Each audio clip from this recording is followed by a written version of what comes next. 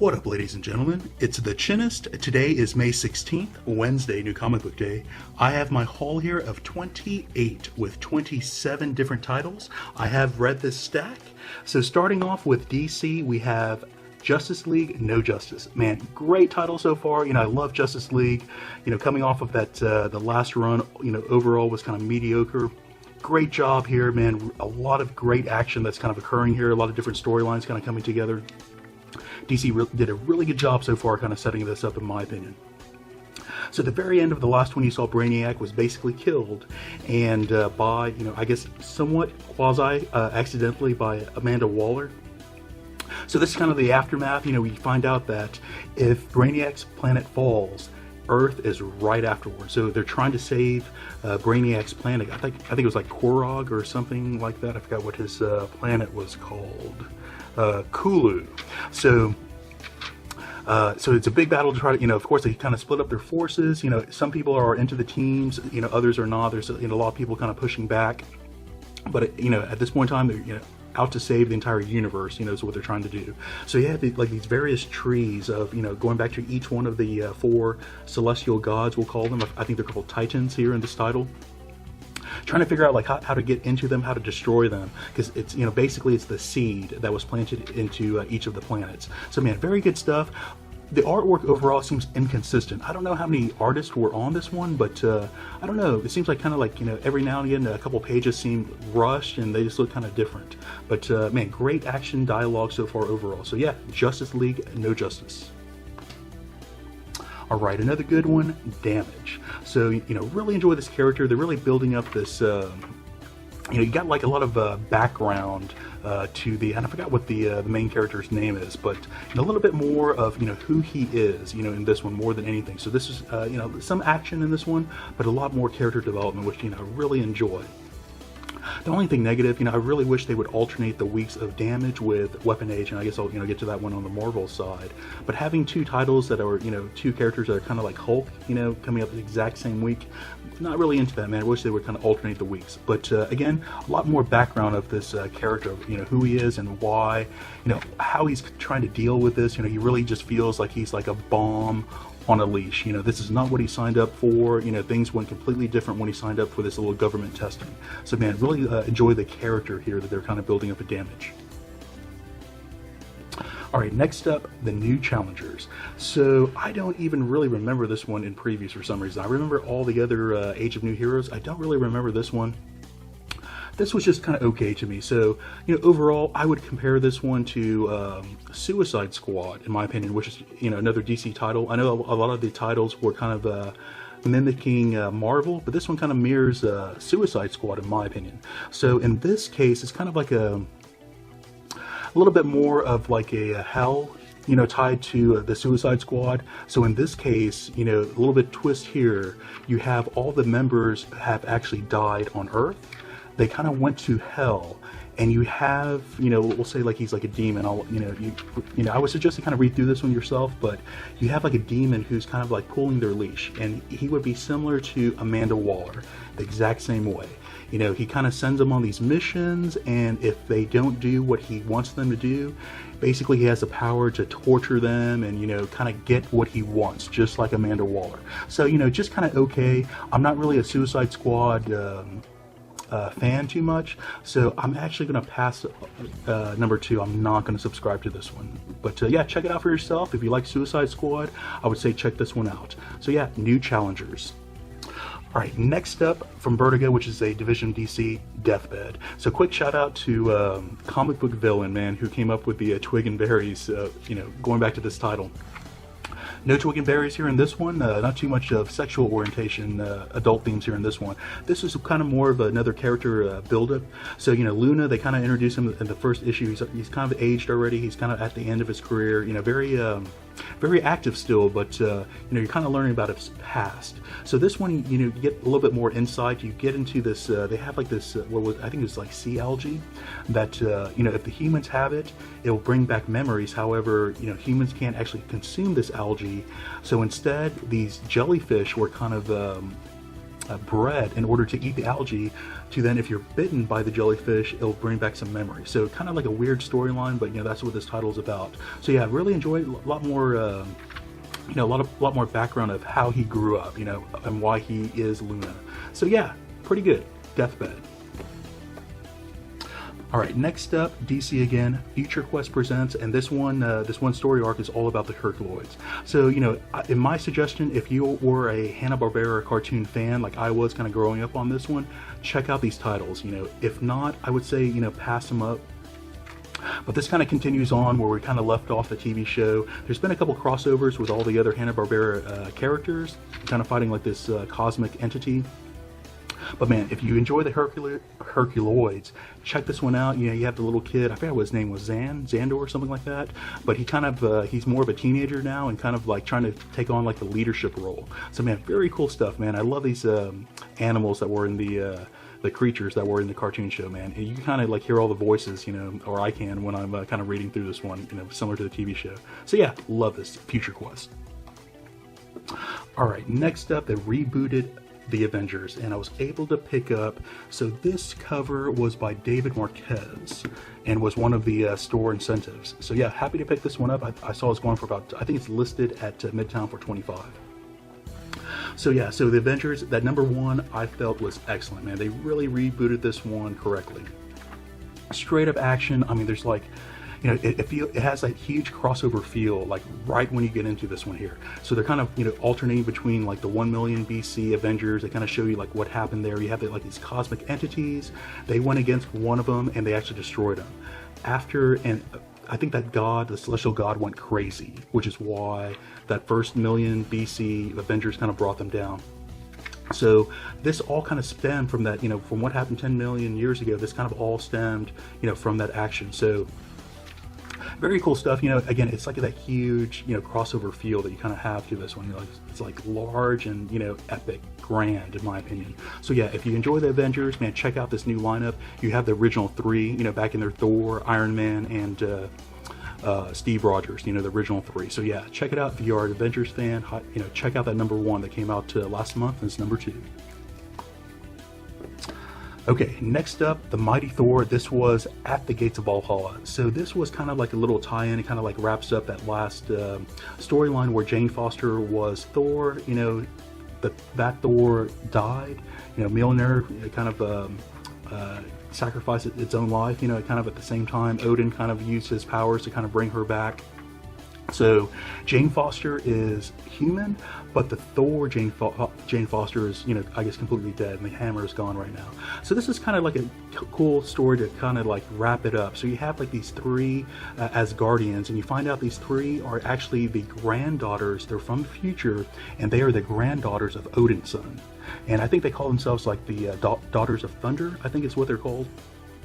Very cool. So you get like a future perspective. So, throughout all their lives, they've heard about like this epic tale about Jane Foster Thor, or Lady Thor. They've always heard about it. They've read all these stories about it. They, kind of modeled themselves after Jane Foster. So what you have here is they actually travel back in time, and they wanted to meet Jane Foster for themselves. And man, it's a great storyline, very, very touching. And I thought it really, wrapped up that Jane Foster kind of saga. Apparently, you kind of find out there's going to be a future for her, and they kind of started leading on to where she becomes Thor once again. So we'll kind of see what happens there. All right, next up from Marvel, we have Weapon H. And again, it's stated, with the Damage title that, I really wish those 2 titles would kind of alternate weeks, because I don't like, well, I enjoy both titles, but I would prefer not to read 2 Hulk characters in the same week. So, nonetheless, man, great storyline. Again, this guy, Clay, again, just like Damage, they're really building up, that character, and that's why you kind of care about, when he kind of hulks out. But this is pretty cool, man, and I never really, I guess I kind of don't recall that he had the ability to kind of pop his claws without, fully getting the Hulk version, out. So I think I remember him kind of taking out his claws when he kind of wanted to, But I don't know. I don't recall him being like fully human with just the claws. And what's kind of funny is he's kind of mistaken for Wolverine. And you have that hunt for Wolverine that's kind of going on. At the very end of the Daredevil one, you find out that Wolverine, there's like sightings of Logan. There's sightings of him all over the place. And I wonder if they're going to tie this into where, they see, people see this guy who looks like Logan, with claws, and maybe a mistaken identity. So yeah, nonetheless, very cool.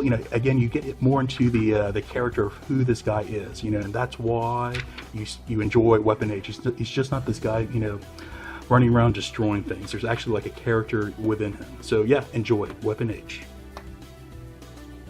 All right, XMen Red. So love all the X-Men titles. I pick them all up right now. Really enjoy all of them. My rankings kind of differ from month to month, but man, enjoy all the titles out there. So this one kind of you get the aftermath of Storm. When she picked up that other Beta Ray Bill's hammer, she started becoming like a different character, different psyche. So she kind of like goes a little bit crazy here, and she actually tries to destroy her teammates. Enjoy this. I enjoy the characters they kind of pulled together for this X-Men Red. It seemed like Jean Grey would be more powerful, in my opinion. Just some of the storylines they kind of got into, it seemed like she should be able to do more, in my opinion. But anyways, nonetheless, enjoy the action, enjoy the dialogue. I love Honey Badger. Man, I just love Honey Badger. So her humor that she kind of interjects, kind of throughout the storyline, and love it. So yeah, X-Men Red. All right, another X-Men. I think this was just a one-shot, if I recall that one correctly. But they're getting into the wedding of Colossus and Kitty Pryde, and this one kind of, kind of like a prelude. This one kind of explains like the history of Kitty Pryde. Pretty cool how she came together originally, and this is like it kind of tracks her whole past here, like her entire when she first saw the X-Men all the way to where we are today. So I like that kind of boiled down version, especially since I've been out of the X-Men title for for a decade plus at this point in time. But yeah, really enjoyed it. And again, if you are going to be a fan of the wedding, I highly suggest for you to kind of pick this one up. A little bit more background. I think they're kind of setting up some villains and some other things that are going to be happening during the actual wedding. But yeah, it's pretty cool that she was kind of duped into her bachelorette party. She went to stripper karaoke. So yeah, I thought that was pretty funny. All right, next up, Quicksilver. So pick this one up. I'm not really too much of a Quicksilver fan. If it's between the Flash and Quicksilver, man, like the Flash or the entire Speed family, hands down. So Quicksilver more of a mutant, and they don't really ever explain that I recall, the science behind it. And the Speed Force, man, they have an entire mythos. They have the whole thing explained, and I really like, the science behind the Speed Force is why I, really prefer the Flash over Quicksilver. This is a pretty good, storyline nonetheless. I guess you're coming out of, and again, I have not read all of No Surrender yet. I'm going to pick it up in trade or hardcover and read it all through.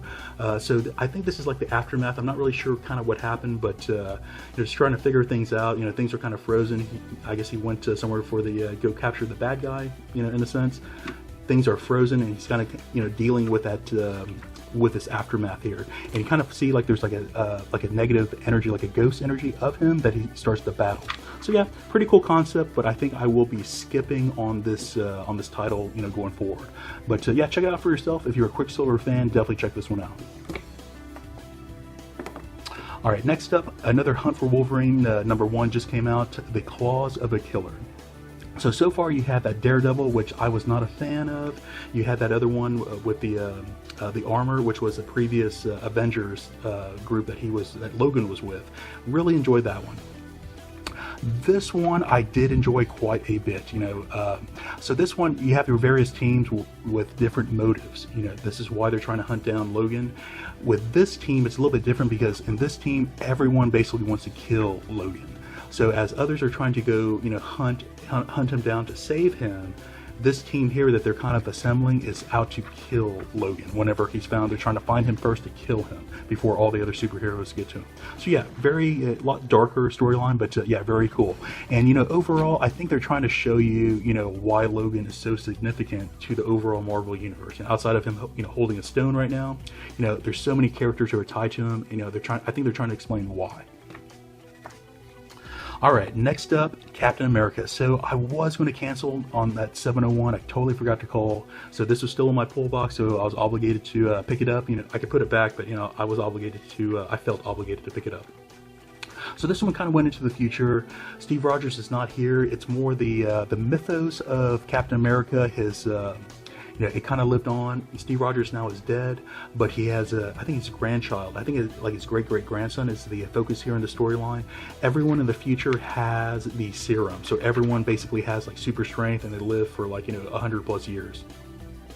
So this storyline was pretty decent. I'm not a fan of the overall artwork here. You know, I really feel it's maybe like a 2.5 or 2.0 out of 5 in my opinion on the artwork side. The storyline was decent, but again, I will be canceling out the Captain America series. Alright, starting with Image now, we have Infidel. So man, I love horror, and this was a great horror story, man. If you are into horror, I highly suggest for you to go find Infidel #1, go pick it up and kind of read through it. I hear that this got like some sort of like green light in Hollywood. I don't know if it's just, you know, go start writing a script for it, but you know, I don't know if it's going to be at the big screen or not. But as I read through this, man, I really love this horror, and I really feel like I'm at the movie theaters, kind of like reading along. And you know, you have just like those pop-up movie, you know, tactics that they have to kind of give you like the quick scare. Man, this comic book still has, you know, that aspect of it as well, and I'll try to find one. But man, great storyline to go along with this. They're really building up the world here, in my opinion. Kind of stretching out the characters a little bit. You know, trying to bring some more characters into it. Not too fast, so there is good character development. But man, great stuff. So storyline, you know, you kind of think you know what's going on, but you know, not really. So yeah, if you love horror, check this one out, Infidel. All right. Justin Jordan, love that writer, Death of Love. So man, pretty cool stuff to where you have a pill that is taken that's able to see cupids, and this kind of like, you know, it explains why love is the way it is. So these guys, the humans took a pill. They accidentally, kind of quasi-accidentally, killed one Cupid. So you have the entire like army of Cupids after this group of humans now. So this was like, it built up into like this epic battle, man. This battle was pretty cool, man. So again, like, check it out if you know. There's a lot of good action, a lot of good comedy that was built into this one title. Loved it so far. A lot of good gory action that kind of went on. You know, how they killed all the various Cupids, like probably like 100 Cupids, like all in one room. Pretty cool stuff, man. Really enjoy this one. Now I'll leave it at this 2-page splash, kind of give you like a feel of what this is all about. All right, next up, Flavor, and again, this is another Image comic. Yeah, is that correct? Yeah, Image. So this one, kind of reading through the solicit, it looked pretty interesting, and I'm pretty much a foodie. I love food. I love all the culinary arts.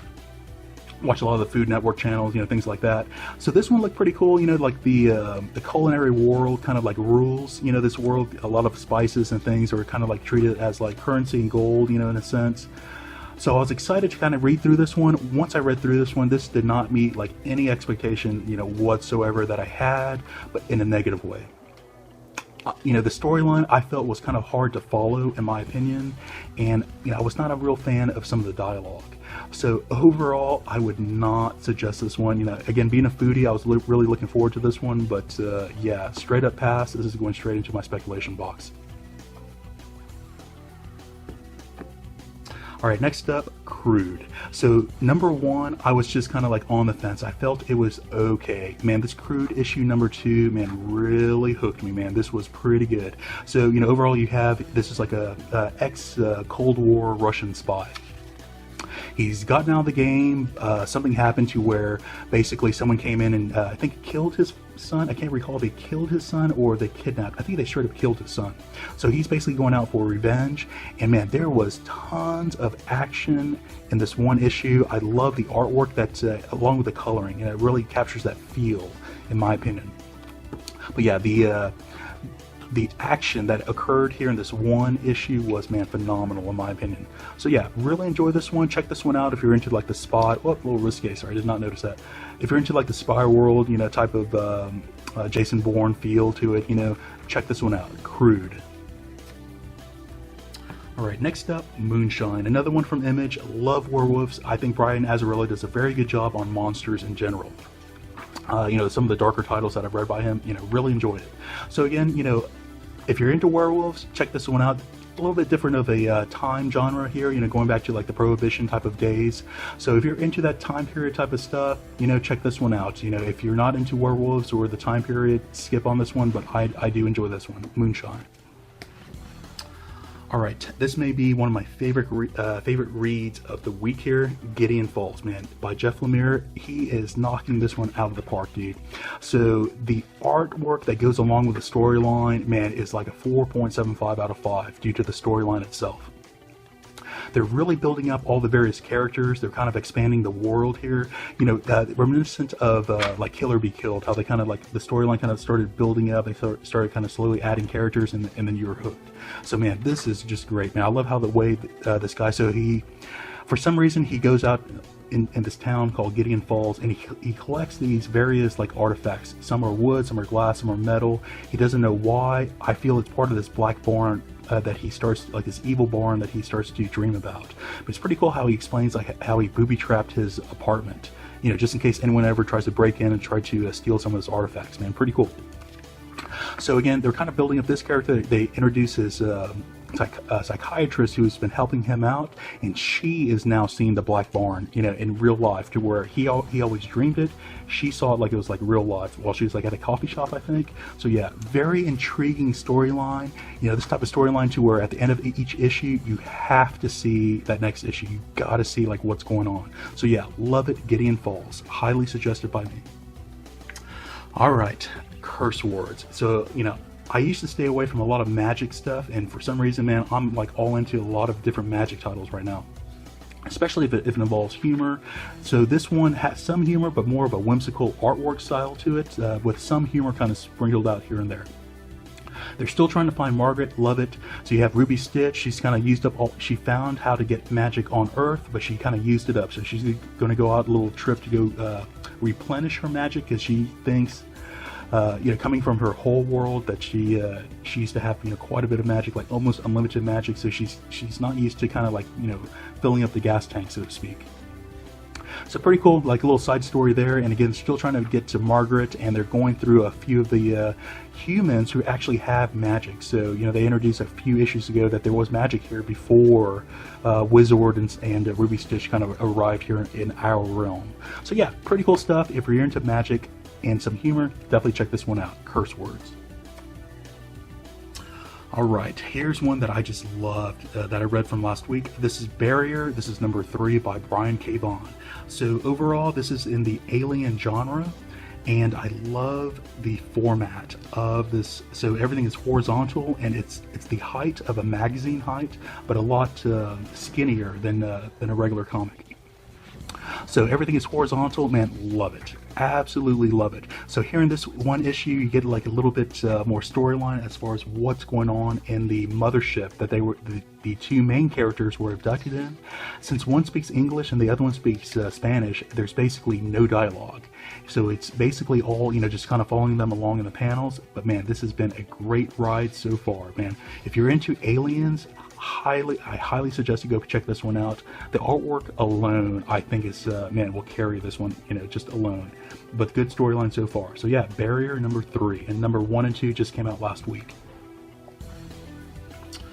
Okay, next up from Aftershock, A Walk Through Hell. So this is by Garth Ennis. I've enjoyed about 50% of what Garth Ennis has put out there so far. The Boys probably be my most favorite so far. So I saw this one in previews. I subscribed to it right away. This one sounded very, very dark and kind of like a mystery. And man, this went beyond my expectations. This was a really good horror. This is another good horror, guys. If you like horror, check this one out. So here you kind of start off like casual day, and you have this guy just kind of going through and just like murdering like everyone inside, multiple people murdering people inside the mall. And man, she was actually carrying a baby, like shot the baby, shot her, man, straight up murdered. So you find out, they kind of tie that storyline into the next day, to where there is this warehouse as shown here on the main cover page. this warehouse, for some reason, like once you go into it, something happens, man. And they had like a whole SWAT team go in. They ran out like they were scared, and they couldn't really explain what was going on. The other people there who did not go in were, could not figure out why the SWAT team was so afraid, why they went straight back into the truck. And you find out, these people are freaking out.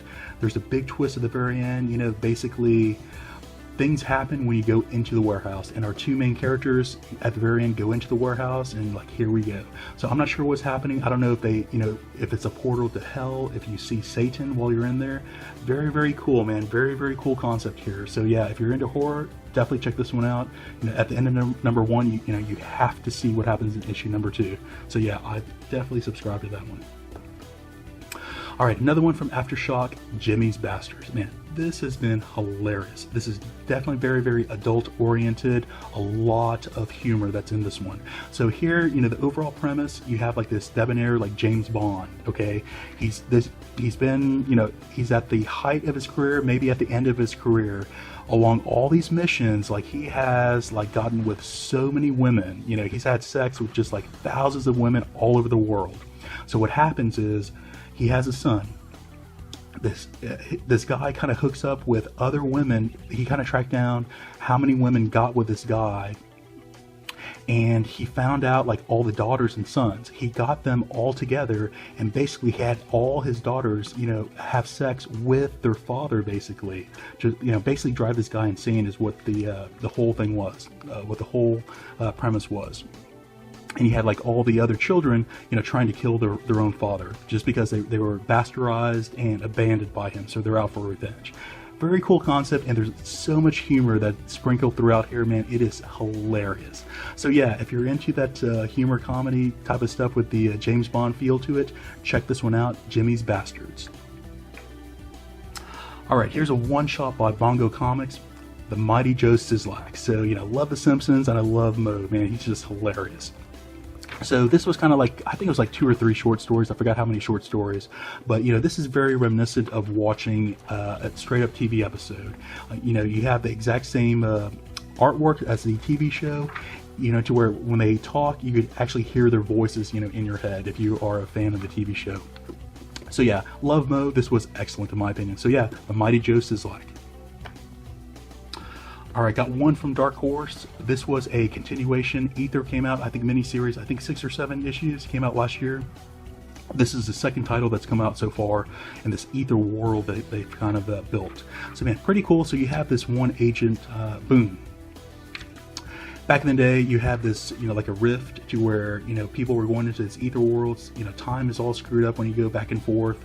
And overall, they had humans who were in there. They were lost. The government quit funding to where this guy kept on going in and out. It affects you mentally. And, time span is a little bit different. Food, you cannot eat in that world. Everything you eat, you have to eat from Earth. So you come to find out you have this agent who says, hey, the government is starting up again. We want you to be the primary agent. They've lost other agents along the timeline here.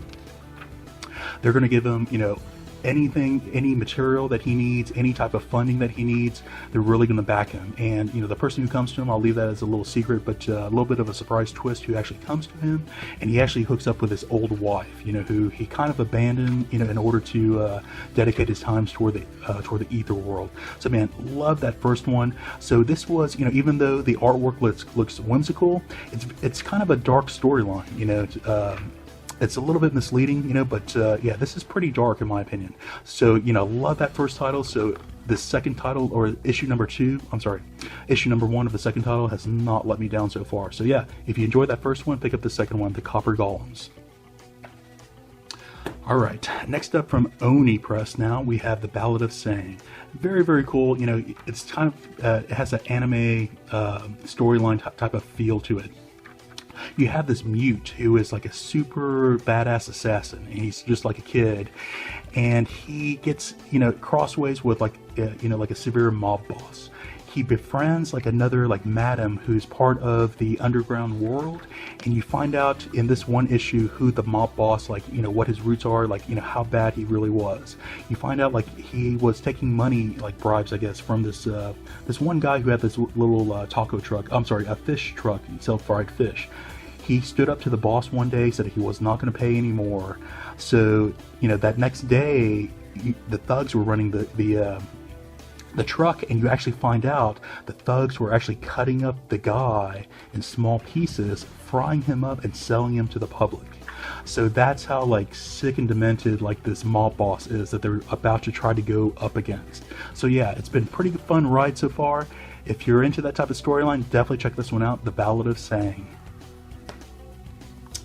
Alright, last up, one from Valiant, Bloodshot Salvation. This was a very cool, you know, a standalone issue in my opinion. This one all centers around the dog, and I forgot what the dog's name was.